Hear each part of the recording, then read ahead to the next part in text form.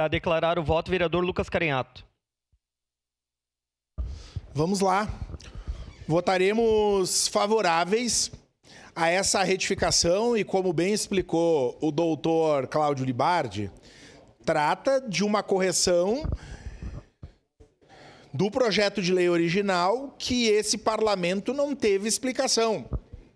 E aqui a gestão municipal poderia ter feito 3 parágrafos pelo WhatsApp e explicado, mas optou em não fazer, é uma prerrogativa, mandou extraordinária e nós estamos optando em nos manifestar sobre. Somos responsáveis, votaremos favoráveis.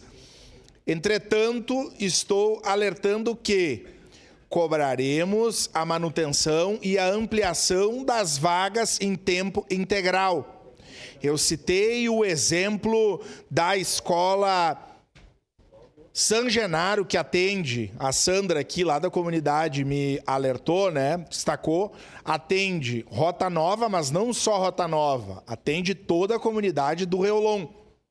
E se nós não queremos que as nossas crianças e adolescentes vão um pouquinho mais para frente, que é no CASE, nós precisamos investir em tempo integral, em escolas de tempo integral, que a nossa cidade tem pífias vagas.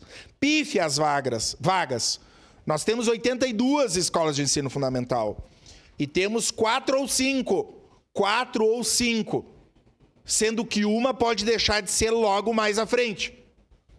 A não ser que o governo queira dar cartãozinho da Visate e fazer as crianças do Rota Nova e do Reolon vir estudar no Cristóvão de Mendonça e achar que eles vão fazer isso, sendo que não tem ônibus lá na nossa região.